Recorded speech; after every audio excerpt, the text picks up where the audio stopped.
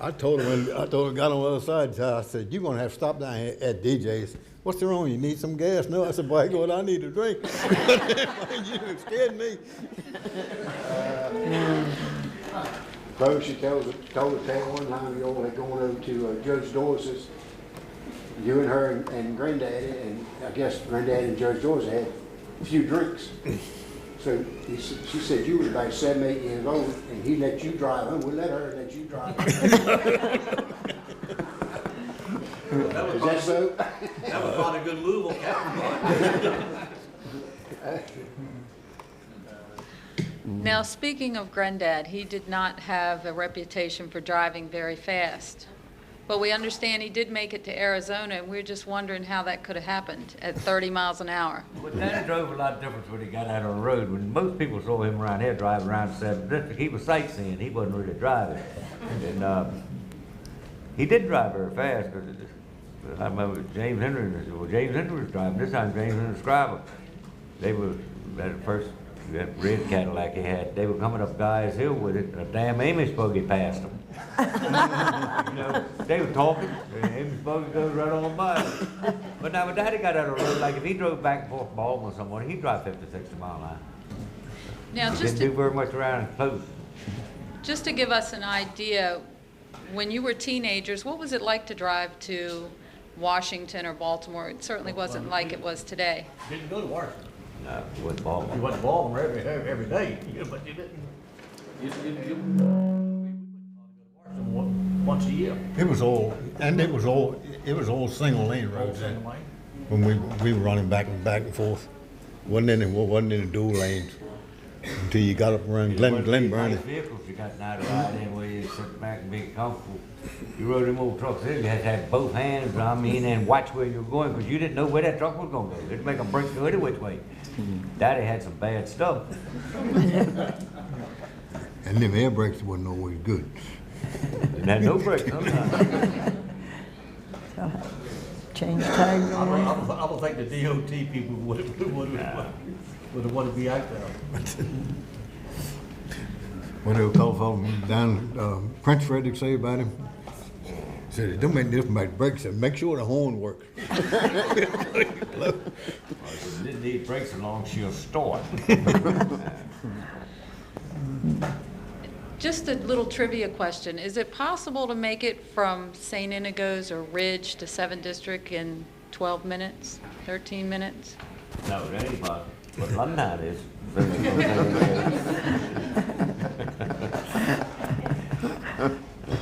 Ain't possible to get to 7th District. That's a little too far for me.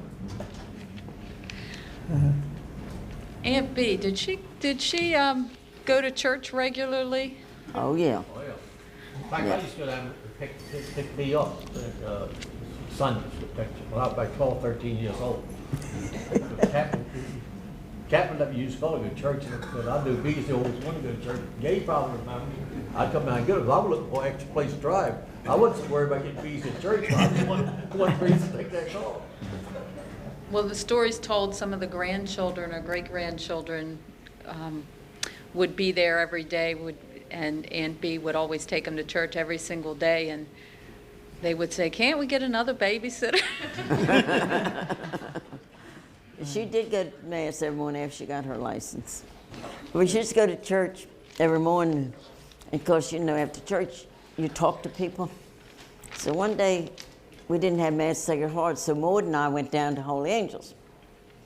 Well, the side door opens, and in comes Beezy and Dennis. We thought, it's Dennis doing the church during the week. So anyway, way after Mass, because Maud and I went around to speak to Bees and Dennis, and because Maud called Dennis Fart Bucket. And she said, what are you doing in church this morning, Fart Bucket? He said, well, he said, Miss Beezy comes to church every morning, and she's kind of going along sometimes, so I thought I'd come this morning and see what she was doing. Richard, what did you say? They must have acted up when they were young to have to go to church that much now? That's what I told her. I said, you must have been sorry when you were young, but you go to church. Huh? Once I go to church all the time. No, my mom would do that. Anybody anybody have any questions? Or, Yeah, I'm gonna ask Ed one. Ed, is it true that you had to paint your glass because you tore the ball diamond up one weekend? You had to paint the glass and Mama wouldn't know it was you? I don't know, I might have, I don't remember that. I wouldn't have done it if that's what it took. for Aunt Lucille and Aunt Kat, tell us what it was like to spend the night in the convent. Fun. Fun. See those little nuns running around, their little nightcaps? It's But they fun. never got you guys mixed up. Huh? Did they ever get you mixed up with the nuns? No. No, no, they gave us one. They didn't Nancy give us stayed one of with them us one night. We bonnets. had fun. It was fun. I don't know if I was spending the night. No, they wouldn't let them boys stay there. Didn't say that. Do you have any stories that you would like to share?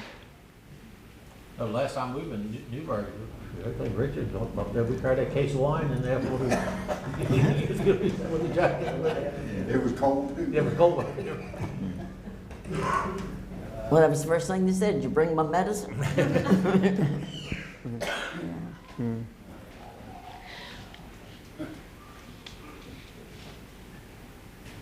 Can each one of you tell us what you're most proud of as an adult? Yeah, that I made it this long.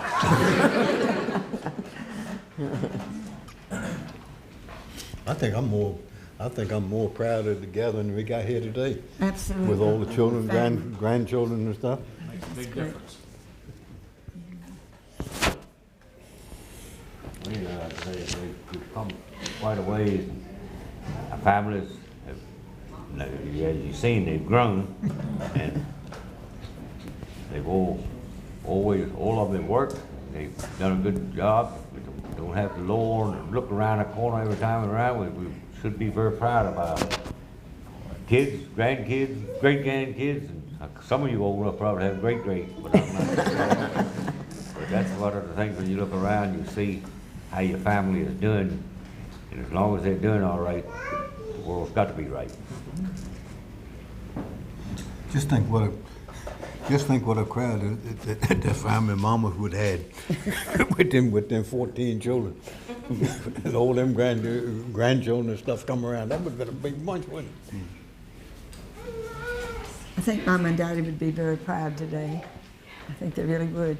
I know Daddy would like to be here because he didn't like to miss anything.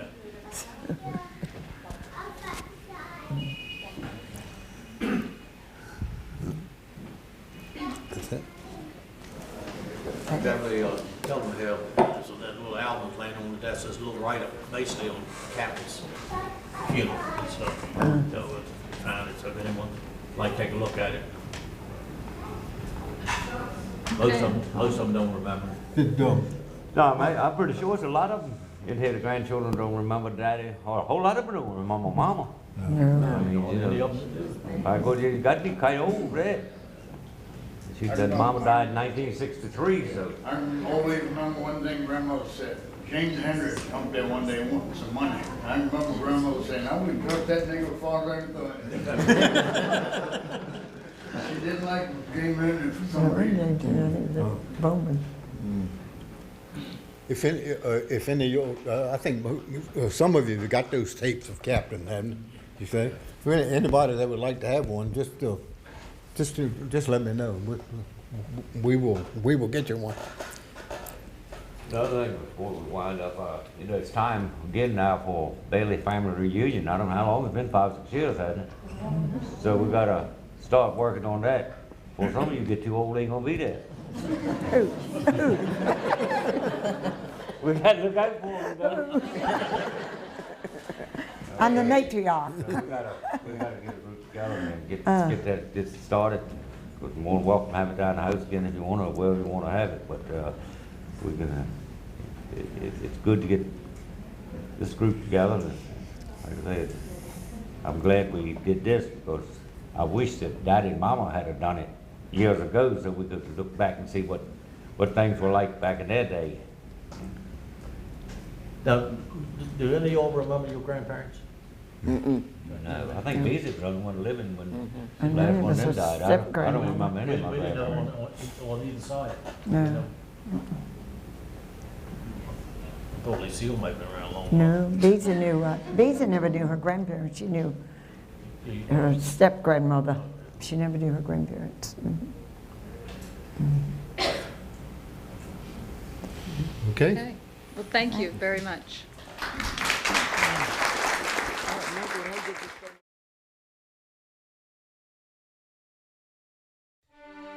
This article was published in the Enterprise on Thursday, December 9th, 1976. I am Jacqueline Bailey Buckler. The title of the article was "He'll Always Be Known as Captain Sam." It was a very special party. The turnout was tremendous. The spirit of happiness and affection filled the air. The man of the hour was Captain Sam Bailey.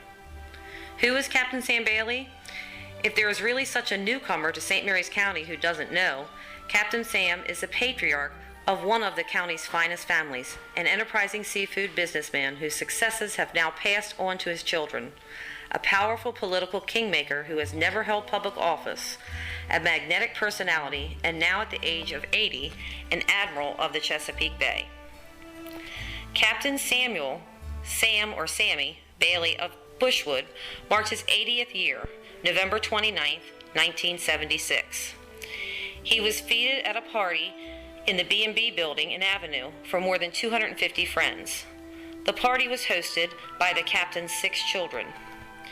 He was showered with gifts. Among them, the highlight of the evening was the presentation to Captain Sam of a certificate of award from the Governor of Maryland, naming him an honorary admiral of the Chesapeake Bay. It states at the part, "Greetings, have trust and confidence in your integrity. You are hereby appointed and commissioned as the Admiral of the Chesapeake Bay." A rank of respect gratefully conveyed to those with loyal interest in the maritime state and its beautiful bay, which harbors the ships of the world. This certificate is awarded with our official confidence that you will continue to merit our esteem. Signed, Marvin M. Mandel, Governor of Maryland. Captain Sam listened with interest as his son Eddie Bailey read the acclamation, and then he smiled, took the certificate, and said, a favorite expression of the patriarch, the Bailey clan, and a gentleman respected by his residents of the 7th District of St. Mary's County and elsewhere. While the title Honorary Admiral has been bestowed by the Governor on this longtime friend to countless friends, cronies, and watermen, colleagues, and others who had the privilege of knowing this county man, he will always be just Captain Sam, in the term of affectionate and courtesy. His life. Samuel Bailey was the son of the late Captain Theodore and Catherine Kate Cheseldine Bailey. He was born November 29, 1896, on St. Catherine's Island. The island was once the home of his mother's family and was known as the Jack Cheseldine Island. It later became known as the Jefferson Island, a place where many VIP Democrats from Washington, D.C. came to play and plan politics in the spacious old building, the clubhouse, and enjoy the water. The Cheseldine family may be traced a long way back when the rivermen from the 7th District fought for and worked on the surrounding waterways. Captain Sam's parents were Andrew Johnson Cheseldine and Maria Morgan Cheseldine. Andrew was a riverman who served on the gunboat during World War between the states and the late 1800s. Sam's parents had 5 children: Robert, Andrew, Sam, and Susie, and Beatrice. The Bailey family were very religious people, regularly attending services at Sacred Heart Church in Bushwood. Perhaps this early family devotion was responsible for 2 of the Bailey children going into religious orders. Andrew became a Dominican brother, and in religion took the name of Brother Bernard.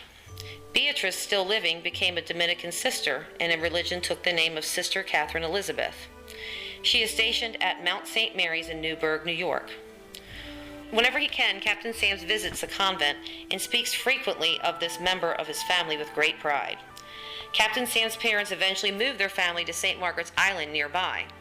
It was here Sam Bailey spent most of his boyhood, following the water as his father and grandfather had. He came to know all of the facets of the riverman's trade and in his way of life. Sam attended Bluff Point School, where he completed the 4th grade. The school was located across the strip of water between the island and the mainland. Boats were used for transportation, and one time Captain Sam mentioned he could walk across in very low tide without getting his feet wet. For several years, Sam was an oysterman, plying the trade with most of his neighbors along the waterfront areas.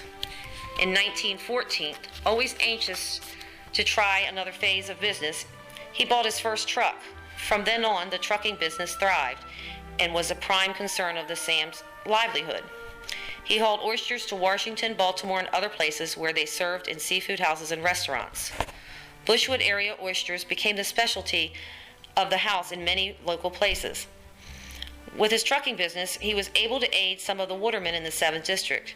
Soon he had a fleet of trucks and in refrigerated interiors. The oysters went as far as Massachusetts and down to North Carolina, wherever the trade called for the behalves. For a short time, he had a seafood store himself in Washington, D.C. Captain Sam was willing to do his bit in World War I and was sent to France in 1918 in the Army. He was en route when the armistice was signed, and his stay in France was too brief to enjoy the taste of pleasures offered, he said. He always said he enjoyed a trip home better than the one going over there. When he returned from France, he met and married Minette Cullens, who was employed at the time at the telephone company in Washington, D.C. Never a gentleman to do things halfway, Captain Sam's dressed like a dandy and courted his girl in a Cadillac of 1910 vintage, new and shiny at the time. The wedding ceremony was performed in the Dominican Church of Southwest Washington, D.C. The couple lived briefly in Washington, but the captain yearned to return to the 7th District, which was his home place. So Mr. and Mrs. Bailey came to live on St. Margaret's Island for about 3 years. Then they built a home in River Springs, from where Captain Sam's look out and see St. Margaret's Island and recall his oystering days with his father and friends. In 1939, Sam and Minette built and settled in Bushwood Home, where the captain lives today, almost within sight of the industries he started and passed on to his family. Captain and Mrs. Bailey had 6 children, 3 daughters, Lucille Bailey Farr, Beatrice Beasy Bailey Tippett, and Catherine Bailey Swan, and 3 sons, Eddie Edward Bailey, Bernard, and Sam Jr., also known as Beau. During the years, the trucking business grew. In addition to oysters and seafood, Captain Sam began hauling other freight and whiskey from Baltimore. His partner was his wife. She did the bookkeeping for a great many years until she became ill. Then he rented a warehouse in Baltimore and hired a bookkeeper to take over the task. Mrs. Bailey died in 1963 after a long, painful illness. His career.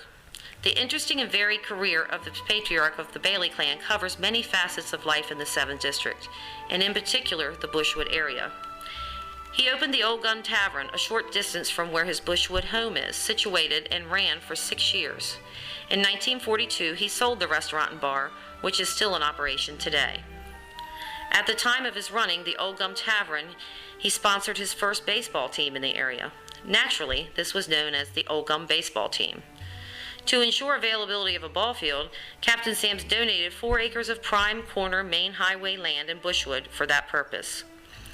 When he is not away from the county, he never misses a ball game played on that field, and has sponsored Little Leaguers for a long time. He is a sponsor of the rocking chair team and the Captain Sam's Young Men's team, and because he believed in equal rights long before it was popular with the legislation today, Captain Sam sponsored a girls' team. If the big groups aren't playing, he'll watch his grandchildren and great-grandchildren. The younger generation loves him.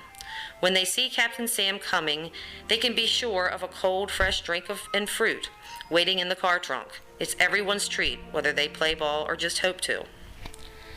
About August of 1960 and 61, soft clams, known as manos, were beginning to become big business. Menus were planned with fresh clams and clam chowder, and the famed Ipswich clams of Massachusetts and New England were petering out at this time.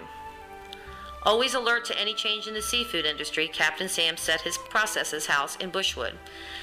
Slatted boards covered the cement floor, and 25 to 50 workers wore rubber boots and had rubber aprons as they went through the process of removing the clams from the shells, washing, grading, and packing machinery as installed for the large volume process. Through this clam industry, Captain Sam employed all local people. His large refrigerated trucks delivered their precious cargo in many states, and each of his drivers and handlers were 7 district people. From this new industry, he created an era of economy for a great many people. His boat, which caught the clams and were outfitted with the most modern type dredgers based on the type of clam rigger a man named Fletcher Hanks had invented several years prior. Captain Sam financed some of the watermen who had to condition their boats with the clam riggers, where they had only used oystering equipment prior to the clam trade. Several watermen have said, "Sammy helped us go into the clam business." It was a prospering, and then nature took its turn against the watermen when Hurricane Agnes in 1972 was so damaging. The storm effects covered the young Manos soft clams with mud, killing many thousands. The clamming industry in St. Mary's was halted. Captain Sam traveled frequently wherever he thought there was something he could learn about the seafood industry. In fact, he even went to Europe and up to Canada to see what they were doing about seafood. His family doubts if he'll ever really fully unpacks his suitcase because he's ready to go again at a moment's whim. Retired. Captain Sam has retired from the business in general. He divided his diverse interest among his children, giving one of them the famed Captain Sam's Crab House, another the Captain Sam's Carryout and Restaurant, and set up another in a liquor store business, and each of the sons bearing the name of Bailey, and varied businesses are still active throughout 7th District. Next to his love of seafood industry, Captain Sam counts politics as a full-time obsession. He and the late Judge Philip Dorsey attended Democratic conventions, particularly at the state level, and often the candidates were decided by the committees meeting in Judge Dorsey or Sam Bailey's hotel room. Sam Bailey ran for county commissioner in one primary, and when the votes were counted, he did not win. He was heard to remark, "I thought I had a lot of friends in the Mechanicsville area," but he only got 12 votes there. He didn't lose much by a margin, but he never tried again for public office, content to be free to travel at will, always in a big expensive cars and the best mode of travel, first class, to stay with sight and scent of the water of the county. He enjoyed pleasure boating until a few years ago his boat caught fire and sank. The captain and his passengers were rescued with no real damage done, he said. Seated in the big house atop the rise of land overlooking the ball field and some of the businesses he began for the family and enjoyed every visit with his grand and great-grandchildren, the 80-year-old tycoon of the 7th District enjoys life each day. He accepts the honors, according to him, with slightly twisted smile and says, an acknowledgement of gratitude from a man who has lived fully 80 years. This article is from the Enterprise after Captain Sam's death. I am Annette Clark, great-granddaughter of Captain Sam Bailey, granddaughter of Lucille Bailey Depkins, and daughter of Carol Ann and Satch Hall. The title of the article is Farewell Given Dean of 7th District as Hundreds Attend Funeral. Captain Samuel Matthew Bailey Sr., waterman, businessman, politician, and beloved resident of the 7th Election District of St. Mary's County, died last Thursday. Sam Bailey's death brought to a close one of the most colorful and exciting chapters in St. Mary's County history. He devoted his entire life to the water, Bailey's second cousin, former State Senator Paul J. Bailey, said last Monday. Bailey reminisced about his cousin's charity. I won't mention any names, but there was a boat builder in the 7th who dropped dead of a heart attack. Captain Sam stepped in, and he personally saw that the family was looked after until they were able to take care of themselves, he recalled. Senator Bailey, like many others who learned of his death over the weekend, talked about Sam Bailey's yearning for life. Clerk of the Court Mary Bell recalled, "You know, I remember seeing Captain Sam recently sitting in his car in front of the First National Bank in town. He smiled and we passed the time of day about something. Even then, while he was ill, he still wanted to ride to town to see folks." Captain Sam was the son of a great waterman, Theodore Bailey, according to Paul Bailey. The 83-year-old Captain Sam could be seen throughout the 7th District with his pipe and expressionless face at ball games, boat races, and crab feast. Whatever the event, he attended it, and it wasn't an event many felt until he was there. A gray sky hung over Holy Angels Church in Bushwood as hundreds gathered for the Catholic funeral mass that preceded his interment at Sacred Heart Cemetery. You know, it's great to know someone like him that so thoroughly enjoyed living so much. He was precious, Even during his last days, he'd come to town just to see people, Mary Bell said. 7th District historian Robert E.T. Pough said, all through his life he was great help to the people of the 7th District. He started out running a shucking house, and then he got into the clam business, both of which employed a lot of people. Of course, he had the Bailey Express business, which he started with just 2 trucks back in the 20s, and he didn't sell until the early 1970s, Pough said. He enjoyed life, Pough said, remembering the time Captain Sam and a close friend, the late Circuit Court Judge Philip H. Dorsey, took a boat ride to Italy. He was selling clams to an Italian over there, and they all went to Italy. He took his Cadillac with him. He'd never want to leave it behind. A few persons realized it, but Captain Sam did not like airplanes, and having his car nearby was very important to him. It's hard to describe in words what I feel, County Commissioner President George R. Auld said last Friday. He was like a father to me. The county needs more Captain Sams. It was just his nature of being friendly to people. He knew so many people, Auld continued. His favorite seafood was catfish and eel, said Paul Bailey, who is known for releasing little-known facts, and he talked about the two of them sharing in this kind of meal on more than one occasion. County Commissioner Dick Arnold said, as long as I've lived, there was a Captain Sam. I don't know what it will be like not to have him. Captain Sam can best be described as a legend in his own time. I can remember when there was no rescue squad and somebody needed to get to a hospital outside the county. He'd provide the driver and the car to get them there. That was Captain Sam. He loved people, Arnold said. About 25 years ago, as best memory serves, people remember Captain Sam ran for county commissioner himself. He lost the primary and never ventured back into politics in the foreground again, but he was the 7th's proudest politician. There was an inseparable relationship in politics Captain Sam had with Judge Dorsey. Their association and love for the county is often heard echoed throughout the 7th District. They did little unless the other knew what was occurring. Captain Sam was married to the late Minette Collins Bailey. He was the father of Catherine B. Swan, Eleanor B. Tippett, Lucille B. Farr, Samuel M. Bo Bailey Jr., William Edward Eddie Bailey, and Bernard A. Bailey, and the brother of Sister Catherine Elizabeth of the Dominican Order of Newburgh, New York. Pallbearers for Captain Sam included Bill Bailey, Richard Tippett, Al Swan, Sam Bailey III, Tony Bailey, and J. Farr. To me, he was a good man. We who knew him will miss him, said Commissioner Arnold. This article is titled, Captain Samuel M. Bailey, 83, ran businesses in St. Mary's. Captain Samuel M. Bailey, 83, a former waterman who founded trucking, seafood, and restaurant businesses in St. Mary's County, Maryland, died Thursday at St. Mary's Hospital in Leonardtown. He had cancer.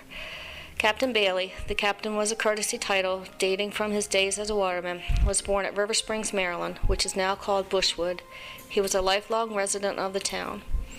In 1914, he founded Bailey's Express Company, a trucking firm which is now run by one of his sons, Bernard. In 1929, he went into the oyster business, and in 1957, there was incorporated as Captain Sam Seafood, a general wholesale and retail seafood supplier. He also started a restaurant, the Seafood Place, in Waldorf. The seafood business and the restaurant now are run by another son, Samuel M. Bo, Jr. Captain Bailey himself remained active in these enterprises until his death. He also was a former director of the First National Bank of St. Mary's in Leonardtown.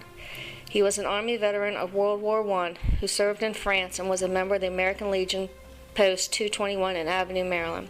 He was a charter member of the Optimist Club of the 7th Judicial District, which covers part of western St. Mary's County, and the sponsor of amateur baseball and softball teams in the area. Captain Bailey was a member of the parish of the Holy Angels Catholic Church in Avenue. His wife, Minette Collins Bailey, died in 1963. In addition to Samuel M. Jr. and Bernard Bailey, both of Bushwood, survivors include a third son, Edward, also of Bushwood, 3 daughters, Catherine Swan of Bushwood, Eleanor Tippett of Avenue, and Lucille Farr of Maddox, Maryland, 1 sister, Sister Catherine Elizabeth Bailey of Newburgh, New York, 21 grandchildren, and 19 great-grandchildren. This newspaper article is titled, A Friend of Neighbors, County and State. The author is unknown. Last week, we noted all too quickly the passing of one of the state's most influential and trusted watermen, Captain Sam Bailey. His death came too quickly for us to take time to remind ourselves of his stature in the state and his importance in this community. His prominence since his retirement declined, as one might expect. But the people who worked with him and for him still remember his lightly spoken but firm expressions in a business deal or political race. I can remember 16 years ago when my wife and I returned to St. Mary's from Illinois. We had only one child then, John. I'd been in touch with the Baileys, and we'd been talking about settling in the 7th District, and were interested in a home there. We'd been away for 4 years, and when we returned to the area, I visited my parents in Mount Rainier. It was late Saturday night. We stayed there Sunday and made arrangements to meet with the Baileys on Monday. We saw Beau, and he turned us over to his dad. Captain Sam drove my family and I around practically the whole day. Saying little, he'd tell us of this house or that house that he'd heard the people were selling. He wasn't a realtor or broker. He simply was a friend trying to help his neighbors. Some of the people we'd stop and see were totally surprised, but happy to see us, but not surprised to see Captain Sam. He was definitely a commodity, a friend, a relative to everyone there. Sam Bailey was known from the eastern to the western shore and throughout Baltimore and Washington, D.C. He held a unique place in the commerce of the state with its fisheries industry. And well he should. Sam's start was on historic St. Catherine's Island in the Potomac River on the night of November 29, 1896. Many chuckle about the fact he was born on the island simply because it seems so very appropriate. His business was always with the water, oysters, clams, crabs, and anything else. The historic old tavern known as Captain Sam's Crab House was known throughout the state, and to this writer can best be remembered for the thousands of people who would travel there to see boat races on the weekend, and Sam's son Eddie still be seen running up and down the creek as his dad offered that expressionless look of his and an occasional nod of agreement if he won a race. Sam's contribution to the 7th District's commerce was probably most noteworthy, though, because through his trucking business and packing house operation, he kept many of the families in his neighborhood with food on the table and heat in the house. Speaking with some of the older residents in the 7th, you'll quickly discover what part this man played there. His neighbors had confidence and trust in his integrity, and they enjoyed his being with them. Sam Bailey may be called the patriarch of his family, and neighbors in the 7th District or the dean of the area, but to most of his friends he was simply a good neighbor, and they didn't see him as people outside of the 7th District saw him. The people in the rest of the community, if they had not lived there for any stretch of time, simply didn't know the things he did, or probably more important, how he did what he did. He was clever, he was unique, but important to so many because he was compassionate and sensitive to the people around him. With some tongue-in-cheek, former Governor Mandel conveyed a rank of admiral on Captain Sam 4 years ago, but in spite of the fund planned for the proclamation, much of what was contained in the certificate rang true. Admiral of the Chesapeake Bay, a rank of respect gratefully conveyed to those with loyal interest in this maritime state and its beautiful bay which harbors the ships of the world. Captain Sam was a fan of the softball games and work combined, and he enjoyed everything he did. It seemed no matter what the effort was he had to put out to accomplish it. A religious man, Captain Sam was known to kneel down at night next to his bed and say his prayers, as we're sure many others will do as they offer their prayers to him.